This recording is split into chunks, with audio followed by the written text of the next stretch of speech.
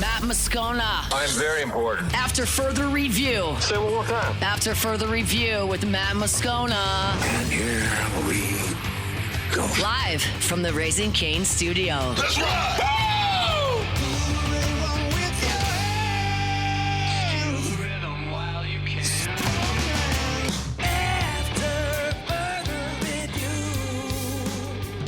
And off we go. Welcome aboard. Glad you're with us. AFR presented by Don Juan Cigar Bar. I'm Matt. Love you, Matt. Cassie Spazzali. Look what you made me do. Look what you made me do. I mean, I can probably just go with look what you made me do the whole show. Jordan Kitchen. Jordan, 20-footer, head of the key. Good. And Mr. Toby Tomplay.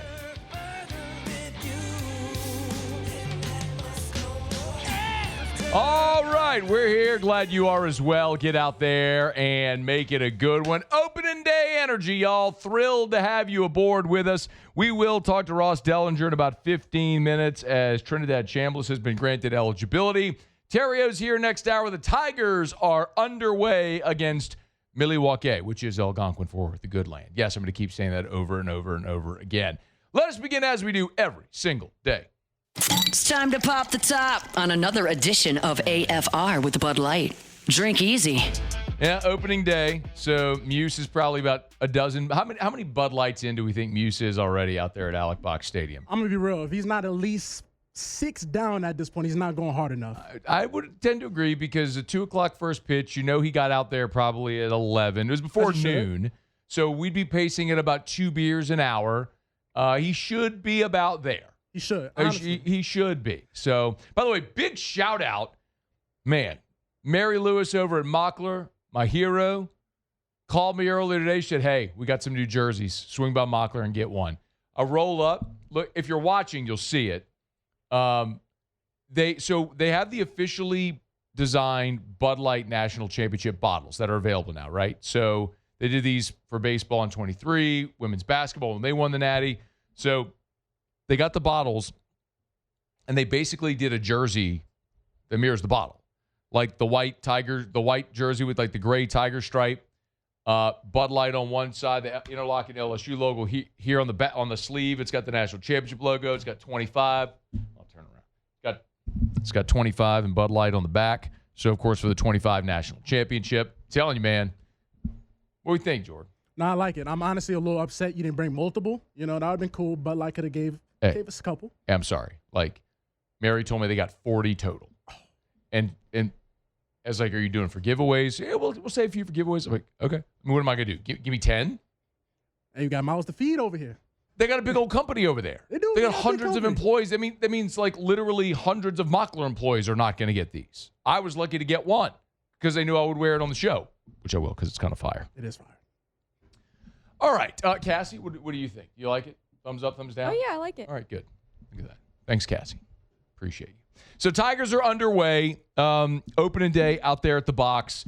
Case and Evans got the start. As of now, I'm sure most of you are probably watching the game, but they're bottom 3. Stanfield got on to lead off the third. Curiel just struck out.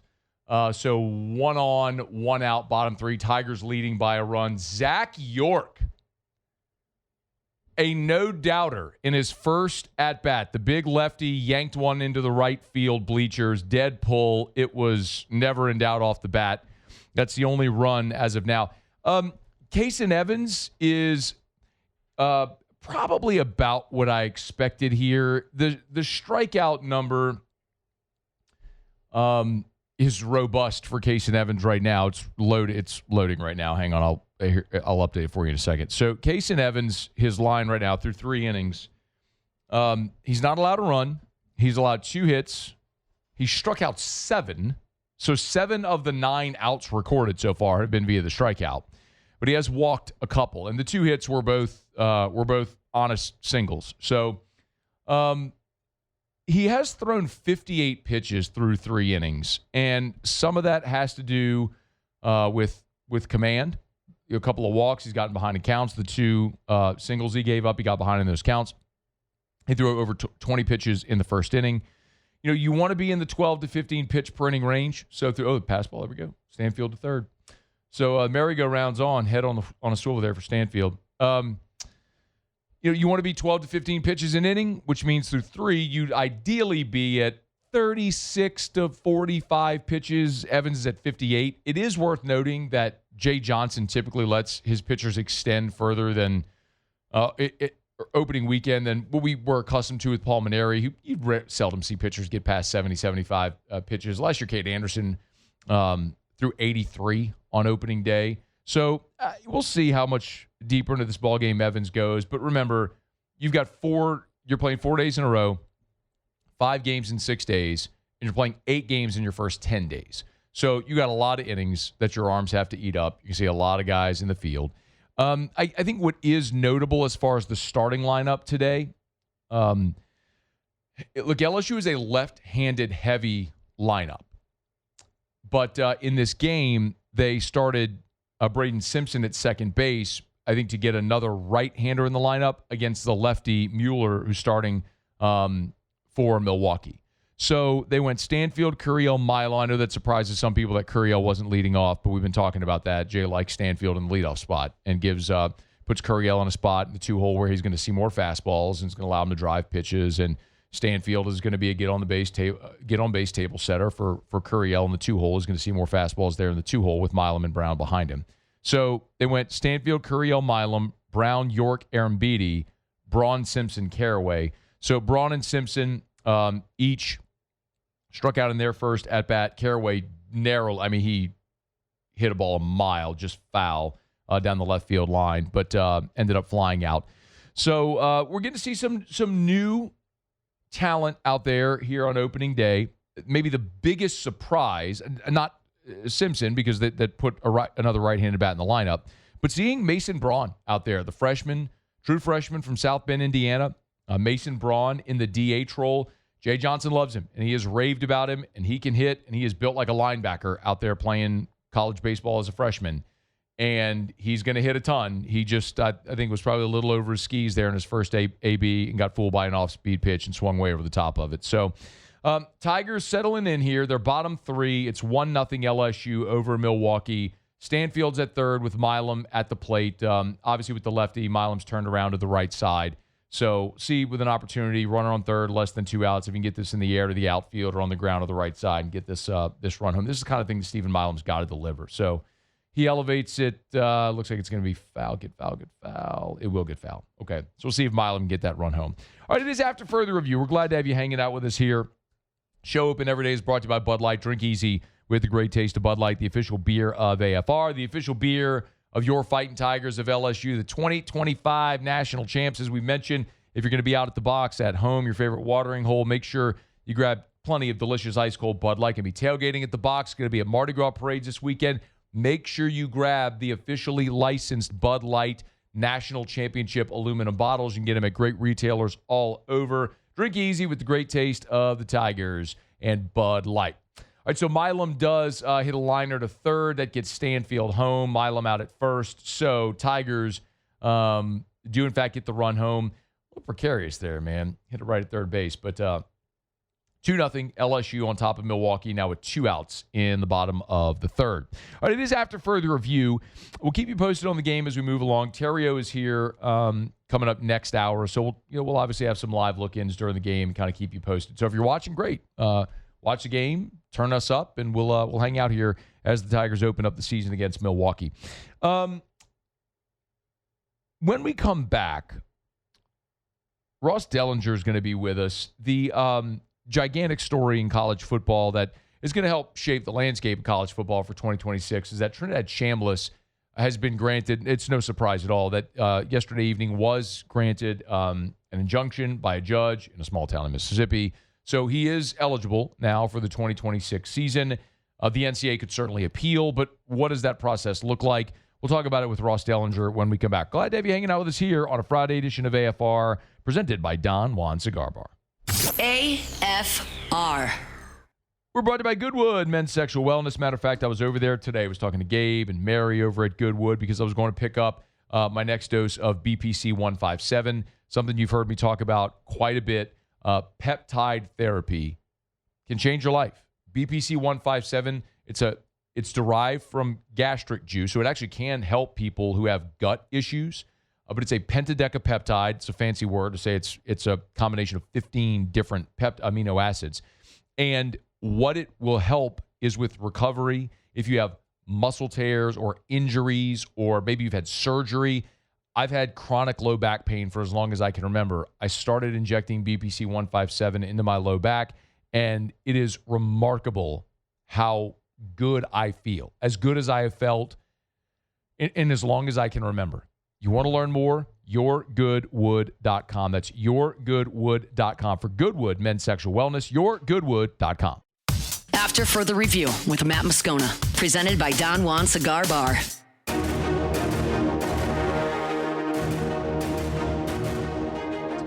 Back-to-back walks for Jake Brown and Zach York. One of the things about York, LSU leading it 2-0 here, bottom three. One of the things about York that we've talked about a lot in the preamble to this season is, while there's going to be so much talk about his power and his size, guy's 300 pounds, they list him at 295 generously. That if he's 295, then I'm 78 pounds. I mean, come on. But it's a plate discipline. His swing and miss is so low. We've talked about that all throughout the preseason here, and he just took a borderline pitch on a full count and drew the walk. So evidence of it there. Tigers up 2-0 here, bottom three, first and second, 2 outs. Cade Aaron Beatty at the dish. We'll let you know how it goes. Significant decision on Thursday.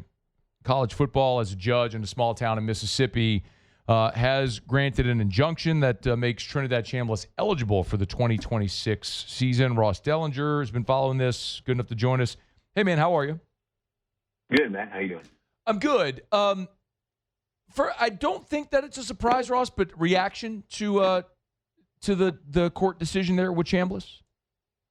Yeah, no surprise. The hearing took place, a half an hour from Oxford. The judge is an Ole Miss law grad, and it was a compelling case. You know, it wasn't like a lot of these other eligibility cases of wanting, 7, 8, 9 years, of wanting not to count JUCO. This was a medical hardship sort of a red shirt debate. And so I think the NCAA in a lot of ways was close to granting the waiver originally. So this wasn't a surprise, and it was a pretty easy case for the attorneys, given all the factors. Well, I guess it's interesting, Ross, because the NCAA did reject Ole Miss's attempts, 6 times? So clearly they felt like they had grounds to not grant this waiver.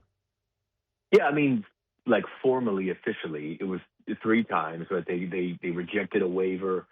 Then they rejected the appeal of the waiver, or a committee made up of school administrators rejected the appeal of the waiver. And then lastly, which happened Thursday morning before the hearing, Ole Miss got a letter rejecting the reconsideration of the reconsideration request of the waiver. So, look, Trinidad was asking the NCAA to get back his second year in college in 2022 when he didn't play, and he was told by his coach, apparently, that this came out during the hearing, that he was medically redshirting because he had a severe case of tonsillitis. He had mono lingering issues, all that stuff. And so he wanted that year back. And the NCAA, in the committee that hears the appeal, wanted more information more documentation, contemporaneous documentation from 2022 of medical evidence. And they just didn't get, for instance, they didn't get the practice logs from 2022 that they wanted to see so they could determine how ill he was. Was he ill enough not to practice and all that stuff? So they didn't quite get enough, but it certainly was enough for the judge in state court, local friendly judge in state court, to give him another year, a sixth year of eligibility. But he only really played football 3 seasons. So it'll only be a fourth season of actually playing. Ross Dellenger is with us at Ross Dellenger. What, if any, precedent does this set? Um, I would be hard pressed to call it precedent, but I will tell you two things to watch going forward based on this court decision. Number one, it was in state court, and we've seen attorneys shift their lawsuits from being filed in federal court to state court for just the reason we just sort of outlined, right? Local friendly state court judge who sort of in your backyard and might be an alum of the school. And so we're seeing more of those happen. And in fact, Matt, of the 11 players in the last year, there have been 11 players that have been granted an additional year of eligibility by a judge's ruling. It seems like more, but it's only been 11. And Trinidad was the 11th. 7 of the 11 were done by a state judge. So we're seeing more attorneys shift towards state court. And number two, the reason I would say, and this one may be more important, most of these eligibility cases, just like the one playing out today with Joey Aguilar, the Tennessee quarterback, he's asking for extended eligibility from a court in Tennessee. Okay, they're suing on the grounds of antitrust. So they're trying to prove the NCAA's eligibility standards are against the law. They are unlawful. But that's not what happened in the Trinidad case. Right. The Trinidad case was a lawsuit over a contract. So the NCAA and all of its schools they've entered into a contract, right? It's a membership agreement. And what Trinidad's attorneys kind of wisely were suing over was the NCAA violated the membership agreement by basically acting in bad faith by not granting Trinidad the waiver. So we could see more going forward instead of antitrust cases of having to prove that the NCAA rules are against the law to more cases of, hey, NCAA, you breached the contract with the school. You've told me before, because there's this perception that that the NCAA goes to court and always loses. But that's not actually the case, right? You know the numbers on that? Not at all. No. And in fact, for eligibility cases, the NCAA is won a decent amount more than it has lost. So this all started in Diego Pavia, Vanderbilt quarterback, when he sued over his JUCO seasons. Right, he sued over the NCAA or against the NCAA in a court in Tennessee, ruled that his JUCO season, shouldn't have counted, and so he got an extra year of eligibility. That triggered all of the cases that we're seeing. So I'll give you some numbers. Since that decision 14 months ago, 55 lawsuits have been filed over extended eligibility. In those cases where a judge has ruled for an injunction, the NCAA has won 34 of the 55, or the case has been dismissed. And athletes have won 11 of those cases, and there's about 11 or 12 that are pending right now. So the NCAA is running at a pretty good clip, but here's the thing.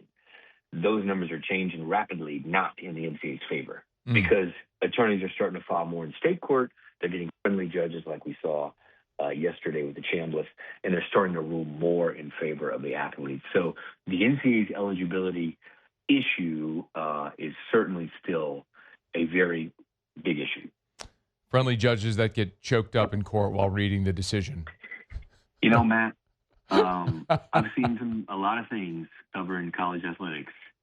That was one of the more incredible sights, is a judge getting caught up emotionally while reading a decision. A judge is supposed to be impartial and unbiased. Do you think the judge was emotional maybe because it took him an hour to read it and he had to go pee?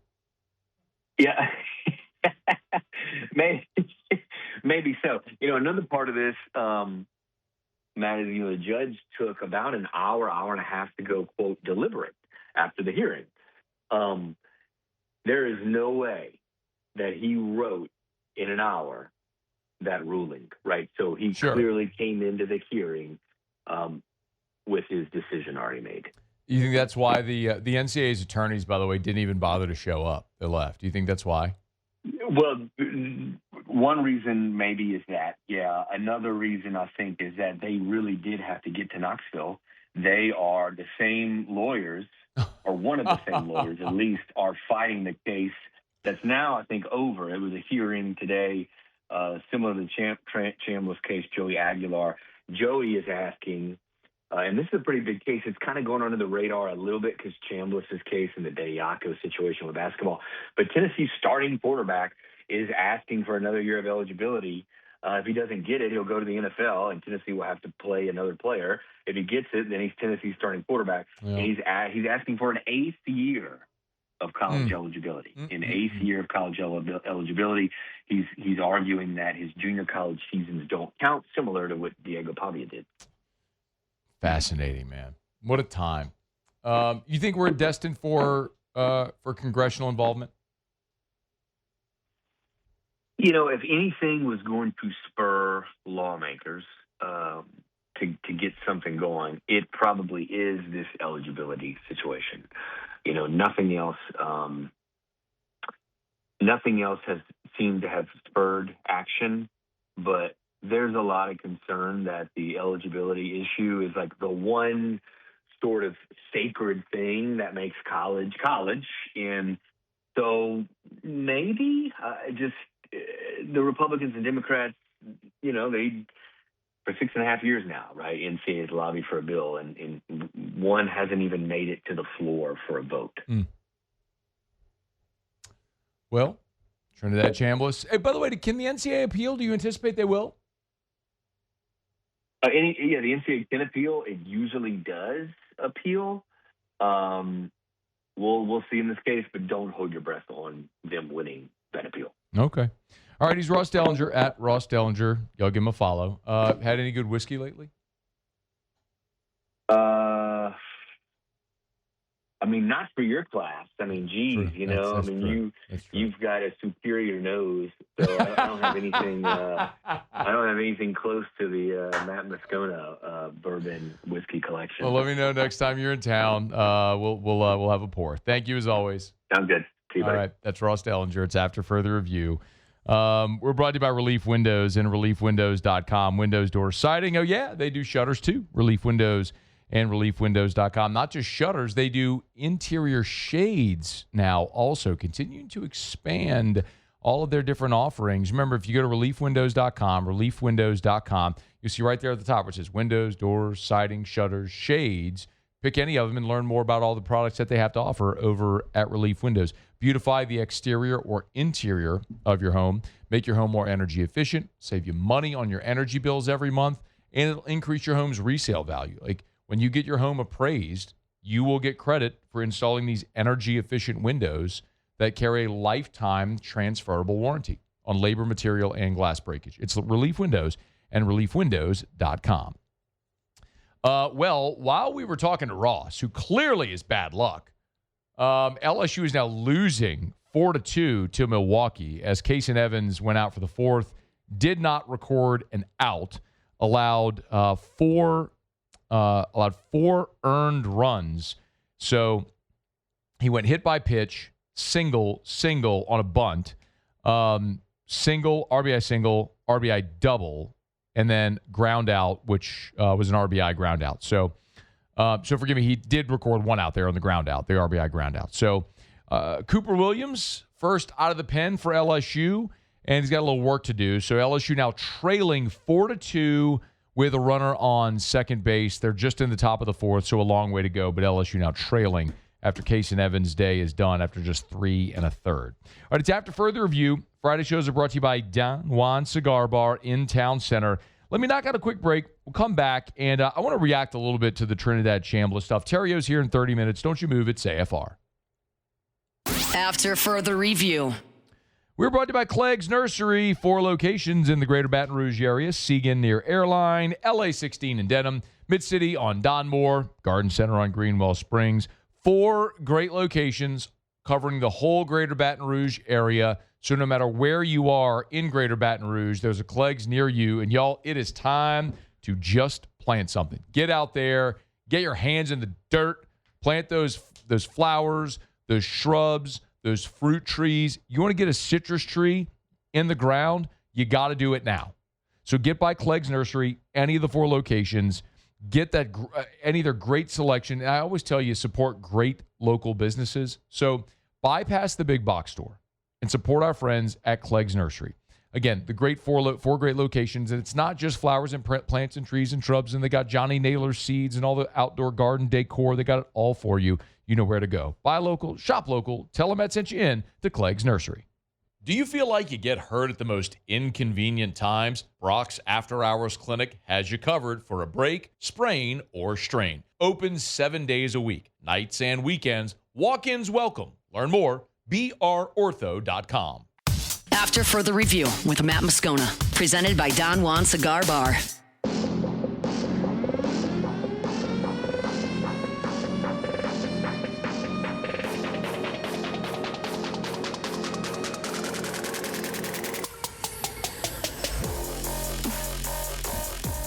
All right, glad you're along with us here.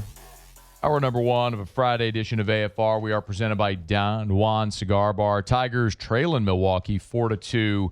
Cooper Williams in the game, relieving Kason Evans, who only went 3 1/3.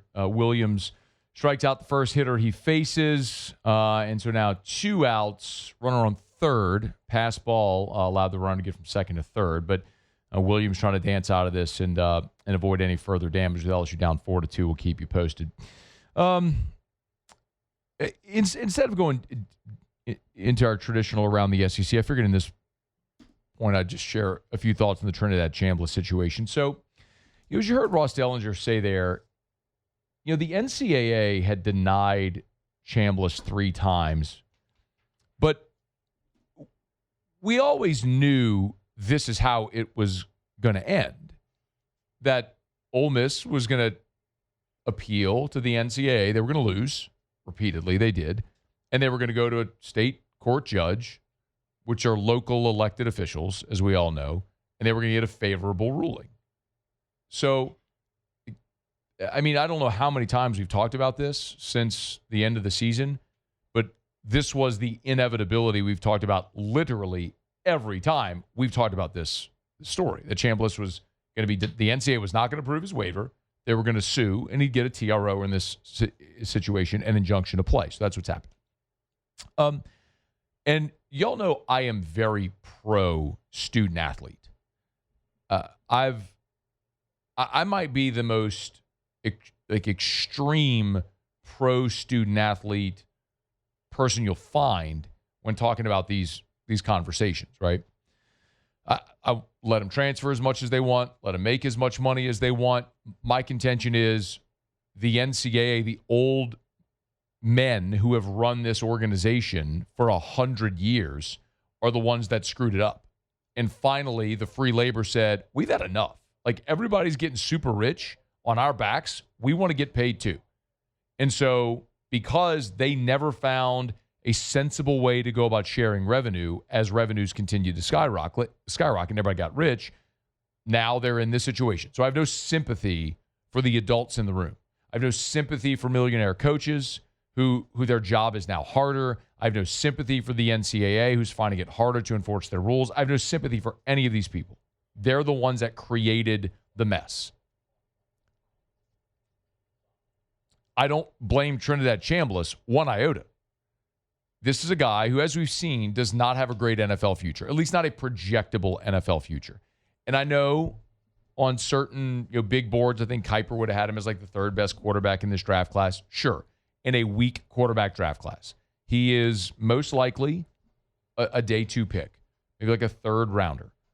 That generally doesn't project to NFL stardom. He's sub 6 feet tall. He had an amazing story, a great season in college. Probably doesn't project to the next level. Could he go and be outstanding? Sure. I mean, we see that. Look, Russell Wilson is the comp everyone says. Similar size, was a 3rd round pick, and obviously won a Super Bowl and had a great career. But Trinidad Chambliss, his desire to return is because he's going to make millions of dollars at Ole Miss. Like, if that were you, if that was your child, and literally, what is it, 5, 6, 7? I don't know the number. I don't know what Ole Miss is paying him, but if you had millions of dollars on the line, like, wouldn't you exercise all avenues? Like, this is your one shot. Like, this will be Trinidad Chambliss's highest earning potential in his career. Most likely. He could go to the NFL and be great. I doubt that happens. So this is like the single year where he will have his max earning potential. He didn't make any money at Ferris State. He didn't make any money this year at Ole Miss. Not, at least not when he showed up. Could he have, certainly he did NIL deals, and he did the AT&T, commercial. I think it was the AT&T commercial or whatever. Around the playoffs. So he got paid on that stuff. But I mean, when he showed up at Ole Miss. So his stock's never higher, never have a greater opportunity to make money. I don't blame him at all for exercising all avenues to gain eligibility so he can go play and make money. I also don't blame the NCAA for wanting to enforce its rules.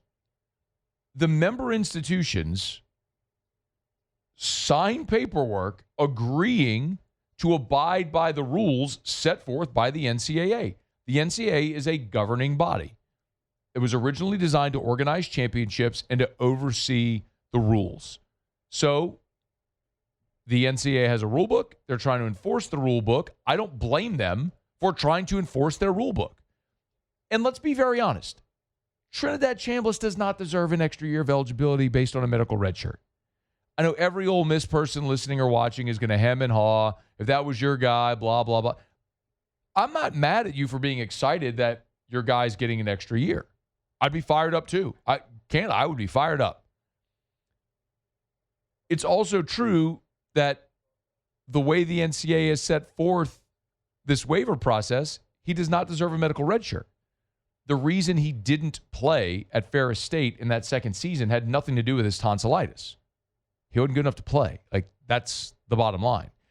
And I was told this from Ole Miss people in November when it looked like Trinidad Chambliss was going to transfer to LSU, and they were insistent he wasn't going to get the NCAA waiver and told me all the reasons why. And you know what? They were right. He didn't get the NCAA waiver for all the reasons that they said.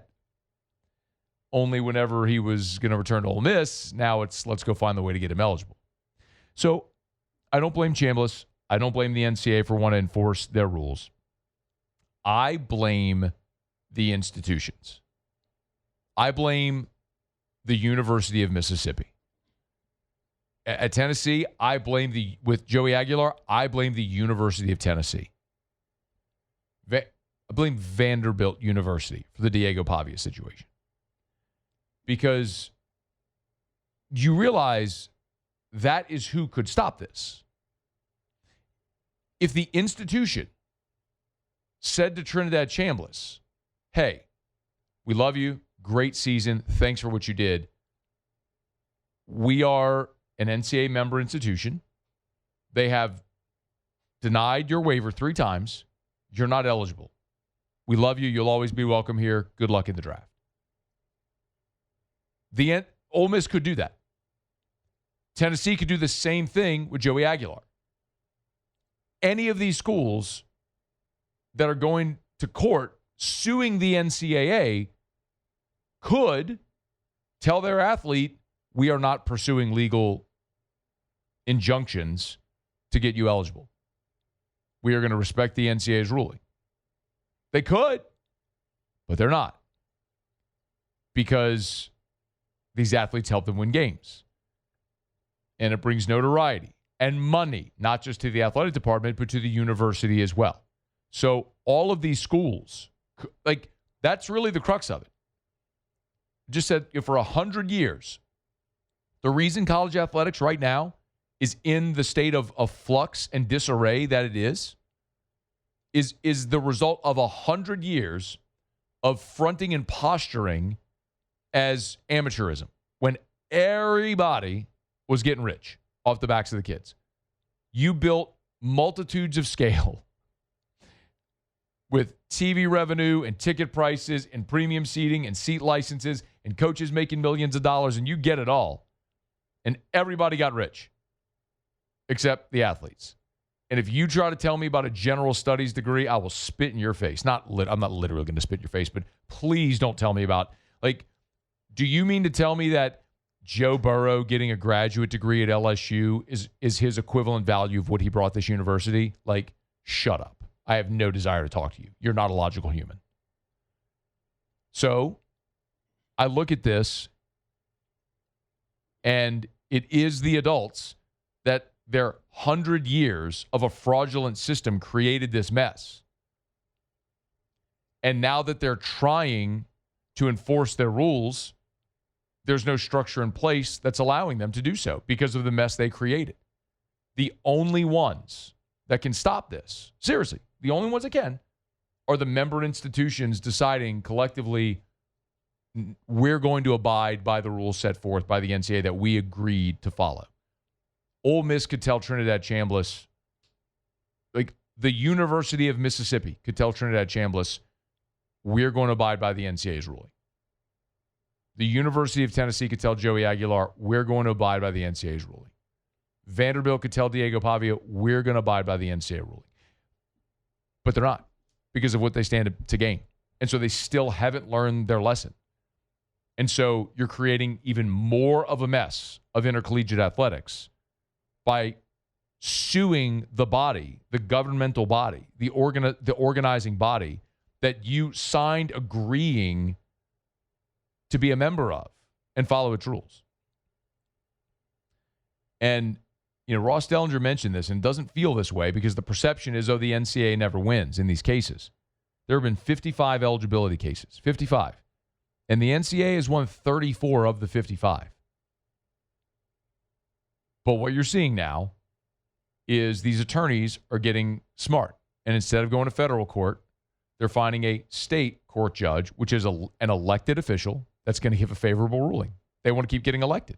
So you can continue to see how all these dominoes fall into place. And what the recurring issue is, it's all the adults who refuse to do the quote-unquote right thing, which continues to create problems for intercollegiate athletics. Don't blame the athlete. Don't blame Trinidad Chambliss for wanting to make millions of dollars.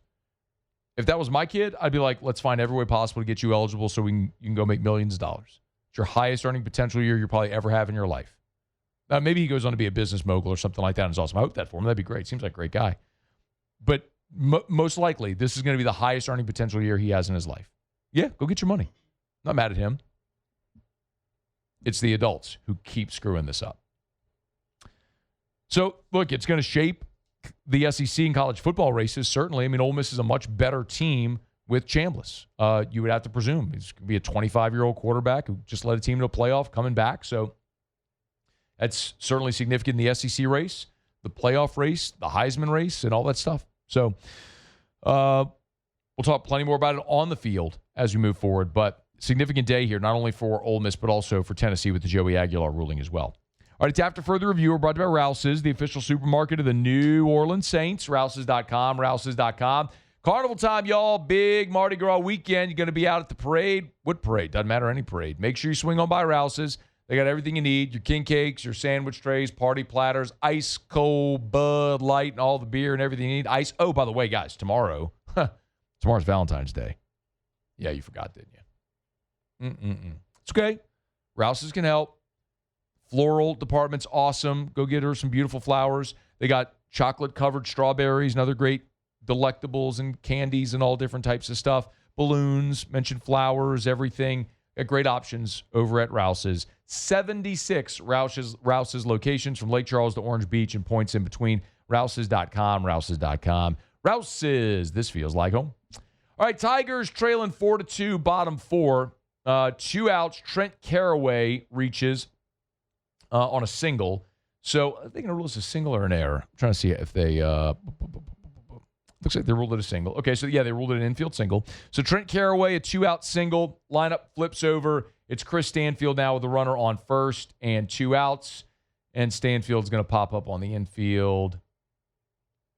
Inning over. Okay, so they'll go to the 5th. LSU trailing Milwaukee 4-2. Terry O'Beer in 15 minutes from right now. Got to get his thoughts on what we're seeing transpire as both starters are now out of the game for LSU and Milwaukee. It's up to the bullpens. We'll continue to watch it as it plays out here opening day at the box. All right, well, now I got a quick break. Come back and wrap up hour number 1 on AFR. After further review. We're brought to you by the Watermark and the Renaissance. Watermark Downtown, Renaissance Southtown. Watermark, Baton Rouge's premier hotel property. Voted by you the best hotel in the best of 225. Of course, it is carnival season. You're going to be at Spanish Town on Saturday. I got a great idea. Get there early. Maybe pop into the Watermark. Their lobby bar is a gorgeous place to go have a glass of wine, cocktail, maybe a beer. Get in from, I mean, it's weird to say, get in from the heat, but sunny and 75. I mean, it's actually beautiful to be out there right now. But if you want to get inside, have a cocktail at the bar there at the Watermark, maybe after the parade. You can eat at Milford's on 3rd, the sandwich shop with 3rd Street access, the Gregory fine dining restaurant right there in the lobby of Watermark, Baton Rouge. Amazing spot for whatever it is you got going on. Great place to host an event in 2026 as well. It's Watermark Baton Rouge in downtown Baton Rouge. Book a room, host an event, have dinner or a cocktail. It's Watermark Baton Rouge. After further review with Matt Moscano. Presented by Don Juan Cigar Bar.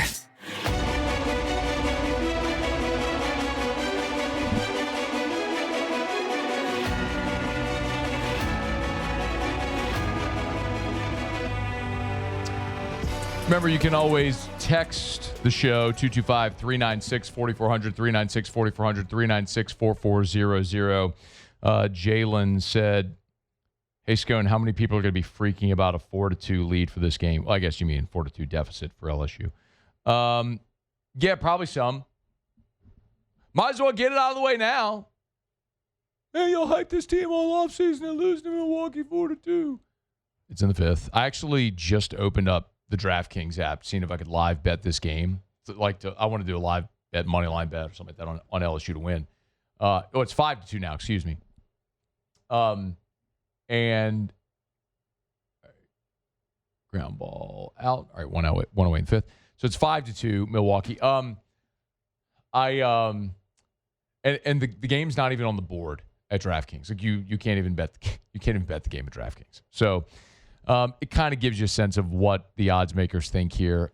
Would you love to see a game where LSU was just running roughshod over Milwaukee? Yes, I certainly thought that would happen. It may still. They're only here in the 5th, and it'll be really interesting the deeper you get into the bullpens. If you weren't watching here at the start of the game, Case and Evans strike. Let's see his final line. I'll get you his final line here in a sec, but. Case and Evans, his final line was 3 1/3, 4 runs on 6 hits, struck out 7 and walked 2. He hit a man. So he got 10 outs. 7 of the 10 outs he recorded were strikeouts. So he ran his pitch count out. When they turned the lineup over for the 3rd time, they saw him and they started hitting him there in the 4th. So there was nothing cheap about what happened in the 4th inning. I say that they did get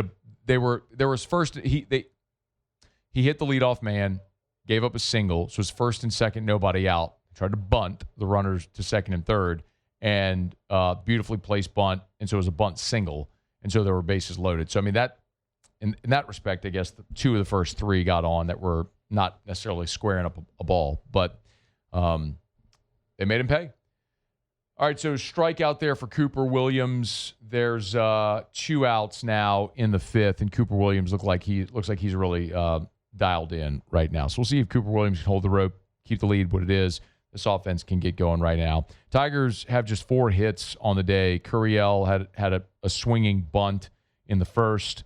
York had the solo homer. Aaron Beatty had a knock, and Caraway had the base hit in the 4th. Or in the bottom of the 4th. All right, it's after further review. We're glad you're with us. We are brought to you by the Williamson Eye Center, 924-2020, 924-2020. You want to see 2020? Call 924-2020 for the Williamson Eye Center. Of course, you got locations all over Greater Baton Rouge, but I love telling you about the Williamson Eye Center. It's eye care, eyewear, eye surgery. Eye care, so you need to go for your annual eye exam, go to the Williamson Eye Center. Eyewear, if you wear contacts or glasses, go to the Williamson Eye Center. They can help update your prescription. They can fill your prescription with glasses or contacts. But if you want to have the refractive procedure to be done with contacts and glasses forever, Williamson Eye Center can help. 924-2020, 924-2020, or WilliamsonI.com. Well, they're going to give Milwaukee an extra out here in the fifth. Cooper Williams gets the strikeout. Kate Arambidi can't handle the pitch. It goes to the backstop, and the runner's safe at first. So they're going to give Milwaukee here an extra out in the fifth inning. So 2 outs, runner on first. See if Cooper Williams can get out of it. Love to get Terrio's thoughts on what we're seeing here from LSU in the early going. Hour 2 is coming straight up. We're brought to you by Don Juan Cigar Bar, title sponsor of our Friday shows all throughout the year. So Terrio will be here. We'll do Kick Rocks. We'll do Ryan's Letter. I also want to ask Terrio about the Will Wade situation we had, the convo we had yesterday. We'll do that next on AFR. AFR. If you're thinking of buying land, your first call should be to First South Farm Credit. FirstSouthLand.com, FirstSouthLand.com. By the way, saw just yesterday that First South Farm Credit opened a new branch in Alabama. They have branches in Louisiana, Mississippi, Alabama, and they can help you buy land anywhere in the lower 48. So it doesn't matter if you want to buy 1,000 acres for agriculture in Ponchatoula, if you want to buy 100 acres to build your family's dream home in St. Francisville, or you want to open a cattle ranch in Iowa. Well, I guess it wouldn't be a cattle ranch in Iowa. If you want to open a cattle ranch in Montana, whatever you want to do, they can help you do it in the lower 48. It's First South Farm Credit. If you're thinking of buying land, your first call should be to First South Farm Credit. So go to FirstSouthLand.com. That's FirstSouthLand.com for First South Farm Credit. Been doing it for more than 100 years. FirstSouthLand.com.